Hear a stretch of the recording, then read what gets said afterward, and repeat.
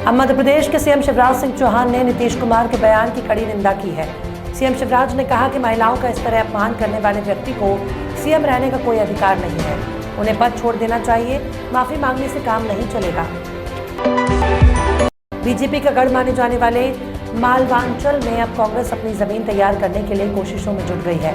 देवास के खाते गांव में प्रियंका गांधी की आम सभा से पूरे प्रदेश की निगाह इस विधानसभा सीट पर आकर टिक गई।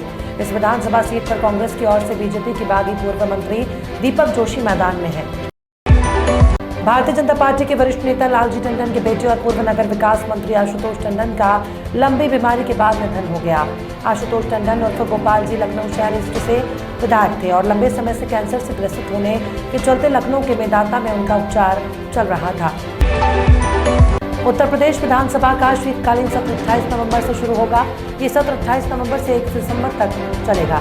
इस दौरान योगी आदित्यनाथ सरकार सदन में वित्तीय वर्ष 2023-24 के लिए अनुपूरक बजट भी पेश करेंगी। इस संबंध में आज अयोध्या में कैबिनेट बैठक बुलाई गई है। बीजेपी नेता पंकजा मुंडे ने पिछले सप्ताह मराठा आरक्षण आंदोलन के दौरान भीड़ और महाराष्ट्र के अन्य शहरों में हुई हिंसा की निंदा की और कहा कि युवाओं को हिंसा के लिए नहीं उकसाया जाना चाहिए। भविष्य में किसी भी तरह की हिंसा न करने की अपील करते हुए महाराष्ट्र के पूर्व मंत्री ने कहा, किसी भी आंदोलन को धमकी में नहीं बदलना चाहिए।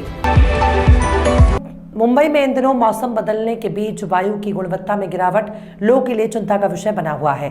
मुंबई में वायु गुणवत्ता सूचकांक बहुत खराब श्रेणी में है। मुंबई में हवा की गुणवत्ता लगातार खराब बनी हुई है और शहर के कई इलाकों में लोगों को परेशानी का सामना करना पड़ रहा है।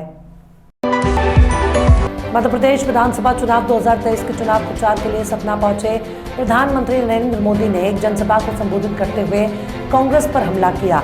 उन्होंने कहा कि आज पूरे विश्व में भारत का डंका बज रहा है और कांग्रेस की गुब्बारे की हवा निकल गई। सुप्रीम कोर्ट में गुरुवार को 3 नए जज नियुक्त किए गए। इसके साथ ही अब कोर्ट 34 न्यायाधीशों की पूर्ण क्षमता के साथ काम करेगी।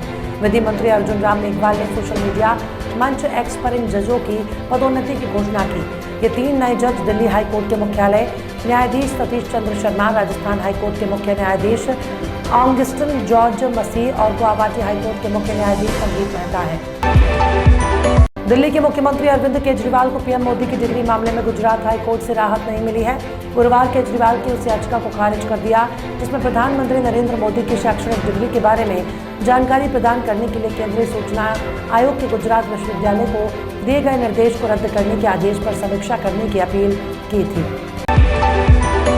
विदु विनोद चोपड़ा के डायरेक्शन में बनी बारहवीं फेल बॉक्स ऑफिस पर धमाल मचा रही है। ये फिल्म सिनेमाघरों में कंगना रनौत की तेजस के साथ रिलीज हुई थी, लेकिन विक्रांत मैसी की फिल्म कमाई के मामले में तेजस को मात देकर काफी आगे बढ़ गई है, जहां तेजस महज 6 करोड़ का कलेक्शन मुश्किल से कर पाई है।